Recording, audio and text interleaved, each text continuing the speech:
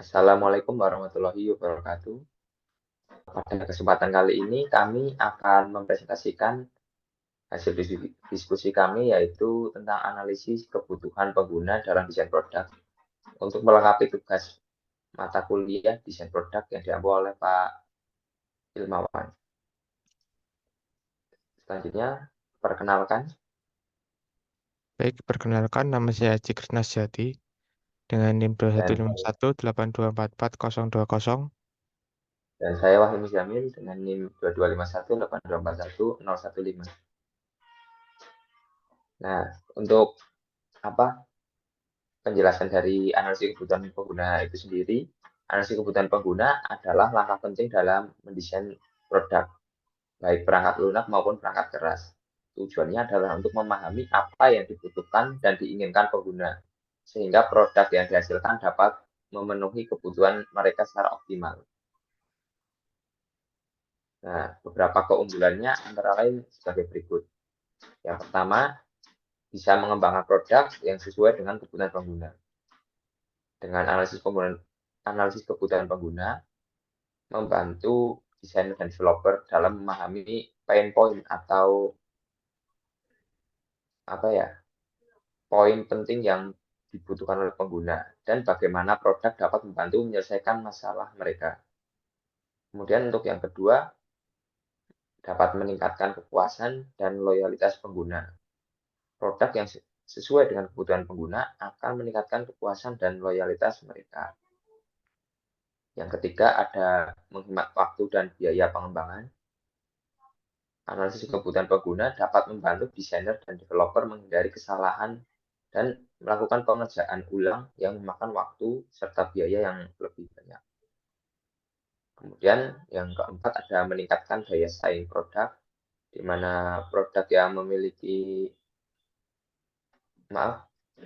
memenuhi kebutuhan pengguna akan memiliki daya saing yang lebih tinggi di pasaran.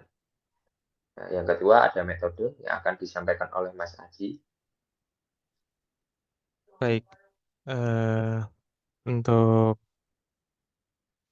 metodenya yang pertama di sini ada kuesioner.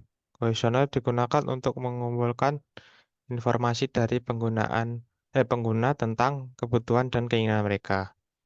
Lalu yang kedua ada wawancara. Wawancara digunakan untuk mendapatkan informasi yang lebih mendalam tentang kebutuhan pengguna. Lalu next, observasi digunakan untuk mengamati bagaimana pengguna menggunakan produk atau layanan yang ada. Yang keempat ada analisis data. Untuk analisis data digunakan untuk menganalisis data penggunaan produk atau layanan untuk memahami bagaimana pengguna menggunakannya dan apa yang mereka suka atau tidak suka. Yang Yang ketiga ketiga di desain. sini ada manfaat. Silakan Mas Aji.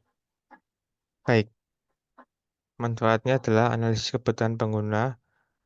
Ini cukup penting dalam proses desain produk yang dapat membantu menciptakan produk yang lebih sukses, bermanfaat, dan inovatif. Analisis kebutuhan pengguna juga merupakan tahap krusial dalam proses desain produk yang memberikan banyak manfaat. Next. Oke, untuk rinciannya yang pertama ini dapat membantu desainer dan developer memahami langsung apa yang diinginkan pengguna. Analisis kebutuhan pengguna memberikan informasi tentang siapa pengguna, apa yang mereka butuhkan, dan apa yang mereka inginkan. Yang kedua adalah membantu desainer dan developer membuat persona pengguna. Persona pengguna adalah representasi fiksi dari pengguna ideal.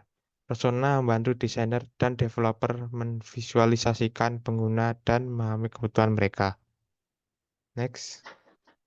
Yang ketiga, membantu desainer dan developer membuat user story. User story adalah deskripsi singkat tentang kebutuhan pengguna. User story membantu desainer dan developer prioritaskan fitur dan fungsi produk.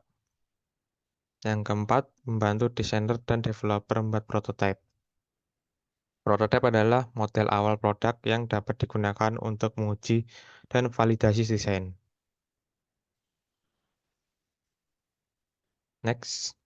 Oke, untuk aplikasi di smartphone yang dapat dibuat untuk memenuhi kebutuhan manusia yang semakin kompleks. Pembuatan aplikasi melalui yang namanya proses Software Development Lifecycle atau SDLC yang terdiri dari yang pertama perencanaan, kedua analisis, ketiga desain, keempat pengembangan, kelima pengujian, enam penggelaran, tujuh lalu pemeliharaan. Next. Dokumen User Requirement Specification atau URS dibuat sebelum mengembangkan aplikasi untuk memahami kebutuhan pengguna. Lalu yang kedua, mengurangi kesalahpahaman. Yang ketiga, mempermudah komunikasi antar stakeholder. Lalu yang keempat, ini URS tidak boleh menggunakan jargon teknis dan harus mudah dipahami. Kebutuhan pengguna dapat diperoleh melalui yang pertama interview, kedua user stories, yang ketiga Strawman dokumen, yang keempat prototype. Next. Oke, di sini ada 4 poin penting. Yang pertama itu URS harus mudah dipahami oleh semua stakeholder. Yang kedua, gunakan tabel dan diagram untuk mempermudah penyampaian pesan. Yang ketiga, lakukan requirement gathering untuk mendapatkan kebutuhan pengguna. Nah, yang keempat, pilih teknik yang tepat untuk requirement gathering. Next.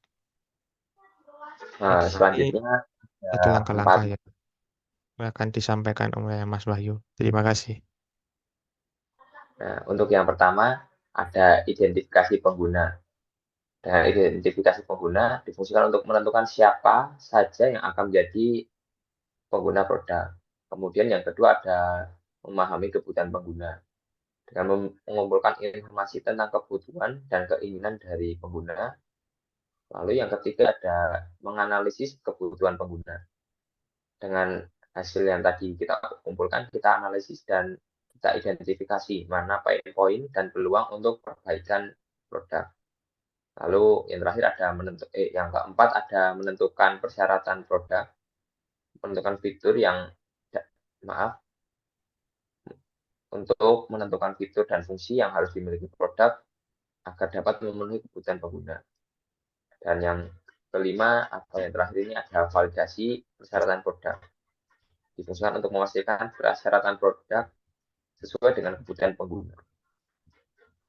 Nah, yang kelima ada contohnya. Sebagai contoh, dalam pembuatan aplikasi mobile dalam sebuah perusahaan, untuk membantu pengguna menemukan tempat makan.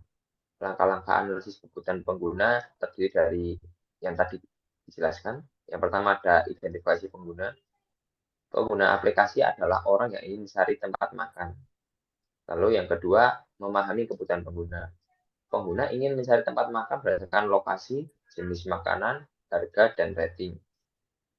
Lalu yang ketiga ada menganalisis kebutuhan pengguna. Di situ pengguna merasa kesulitan menemukan tempat makan yang sesuai dengan keinginan mereka. Lalu keempat, dengan menentukan persyaratan produk, aplikasi harus memiliki fitur untuk mencari tempat makan berdasarkan lokasi, jenis makanan, harga, dan rating. Dan yang terakhir ada validasi persyaratan produk. Perusahaan melakukan user testing untuk memastikan aplikasi mudah digunakan dan memenuhi kebutuhan pengguna. Nah, untuk yang terakhir ada kesimpulan. Baik, Analisis kesimpulan kebutuhan akan pengguna. saya bacakan saja, Mas Wahyu.